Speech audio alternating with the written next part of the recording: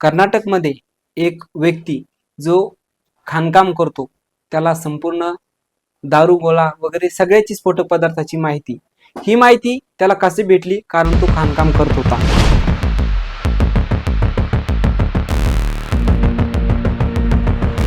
आणि ही जी घटना आहे कर्नाटकातील एक बलगुर्बे या जिल्ह्यातील आणि तेथील तालुका आहे आळंद।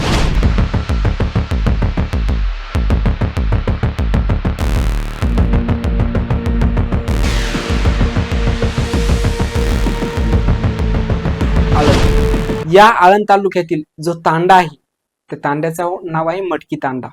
या मटकी तांड्यामध्ये हे कुटुंब राहत होतं। नमस्कार, आजची क्राईम कथा अशी आहे पती पत्नीचे वाद। पती पत्नीचे जर वाद म्हणलं तर यांचं जे भांडण आहे हे कितीपर्यंत असू शकतं आणि याची मर्यादा किती आज आपण बघतो। पती पत्नी म्हणलं तर थोडेफार त्यांचे वाद होतातच, परंतु वादाचं स्वरूप एवढंही नसावं की एखाद्या पतीनं किंवा एखाद्या पत्नीमुळे घरातील संपूर्ण लोकच नष्ट होतील, त्यांचे जे अपत्य वगैरे हे सगळं नष्ट होतील। आज आपण एक घटना अशी बघणार आहोत कर्नाटकमध्ये एक व्यक्ती जो खाणकाम करतो त्याला संपूर्ण दारू गोळा वगैरे सगळ्याची स्फोटक पदार्थाची माहिती ही माहिती त्याला कशी भेटली कारण तो खाणकाम करत होता। पुण्यामध्ये जो खाणकाम आहे तर त्या खाणकामामध्ये हा तिथे दगड फोडण्याचं काम करत होता। याला तिथे स्फोटकी पदार्थाची माहिती होती, कोणत्या स्फोटक पदार्थांना लावल्यावर। आता काही स्फोटकी पदार्थ असे आहेत की जर आपण ते जमिनीत लावले, दगडात लावले तर मोठे मोठे दगड अक्षरशः उंच उडतात, म्हणजे एवढी पॉवरफुल एवढे शक्तिशाली काही स्फोटके पदार्थ आहेत। पती पत्नीचा वाद होता। या व्यक्तीचं नाव दाखवले जाते एक शिवलाल राठोड।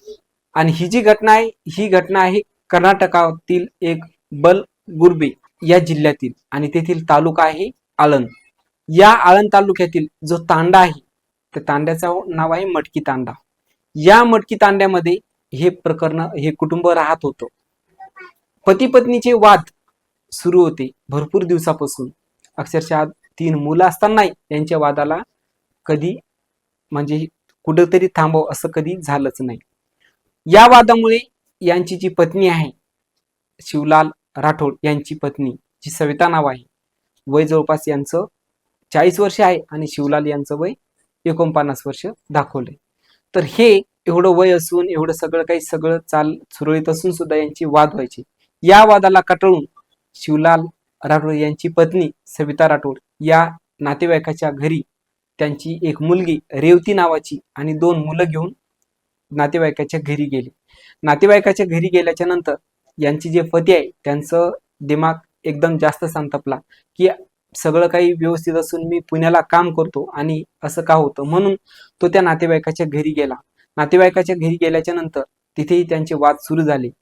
वाद सुरू झाल्याच्या नंतर मग या शिवलाल राठोड यांनी हे घराबाहेर आले आणि घराबाहेर आल्याच्या नंतर अंगाला स्फोटके पदार्थ चिटकवली, वरून शर्ट घातलं आणि त्या नातेवाईकाच्या घरी गेले। नातेवाईकाच्या घरी गेल्याच्या नंतर स्फोटके पदार्थ सगळे अंगाला होती, वरून शर्ट घातलेलं होतं आणि हे सगळे त्या कुटुंबामध्ये बसल्याच्या नंतर यांनी जो स्फोटक पदार्थ अंगाला लावला होता त्याचा स्फोट केला।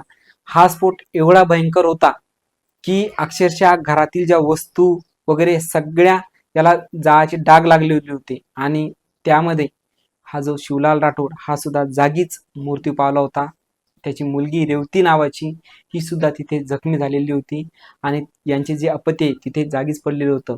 हे ज्या पाहुण्याच्या घरी गेलेले होते चव्हाण नावाच्या, सविताताई चव्हाण म्हणून, तर या चव्हाणच्या घरी अक्षरशः यांचा जो मुलगा विवेक होता आणि दुसरा नितेश, तर ह्या म्हणजे या तिघा मायलेकांना 2 मुलं आणि ही आई सविता नावाची, सुरेखा नावाची, तर यांना सुद्धा अगदी जखमानं होरपळलं होतं।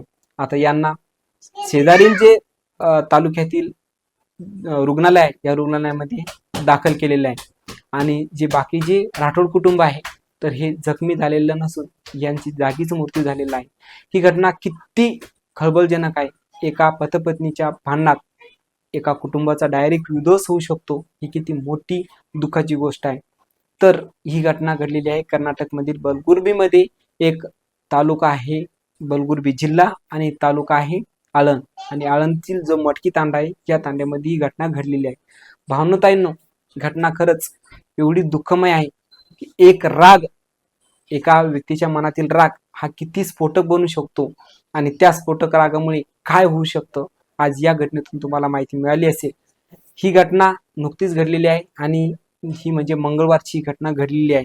मंगळवारपासून आजपर्यंत पोलीस याचा तपास करत आहेत की हा स्फोटक पदार्थ या व्यक्तीने आणला कुठून, याला मिळाला कसा, आणि हा स्फोटक याच्या मागे दुसरं काही अजूनही कारण असू शकतं का, किंवा फक्त भांडणामुळेच हे प्रकरण झालंय का, याचा संपूर्ण तपास आता पोलीस करत आहेत. आज रोजी एका रागामुळं, एका क्रोधामुळं आज या कुटुंबावर अतिशय दुःखाचं वातावरण तयार झालेलं आहे की आज याचं कुटुंब पूर्ण विध्वंस झालेलं आहे. हा स्फोटक एवढा भयंकर होता की शेजारील काही लोकांना सुद्धा या स्फोटकामुळे जखमा झालेल्या आहेत. त्यांना सुद्धा हॉस्पिटलमध्ये ऍडमिट करण्यात आलेलं आहे. तर भावनताईंनो, तुम्हाला अशाच नवीन घटना ऐकण्यासाठी आपल्या चॅनलला सबस्क्राईब करून ठेवा, कारण आपण अशाच पद्धतीच्या नवीन घटना चॅनलवर अपलोड करत असतो. या घटनांमधून नेमकं कुठं काय घडलं ही माहिती तुमच्यापर्यंत आणण्याचा मी नेहमी प्रयत्न करत असतो. तर भेटूया का अशाच नवीन घटनासोबत, नवीन माहितीसोबत. तोपर्यंत तुमच्या परिवाराची काळजी घ्या, स्वतःची दक्षता घ्या. एक राग माणसाला किती काय बनू शकतो हे या न्यूजमधून तुम्हाला ऐकायला भेटलं असेल. आणि अशाच घटना कुठेही घडत असतात, त्याच्यामुळे रागावर नियंत्रण ठेवणं ही सगळ्यात मोठी गोष्ट समजली पाहिजे, कारण एक राग हा काय करू शकतो कधीच कोणी सांगू शकत नाही.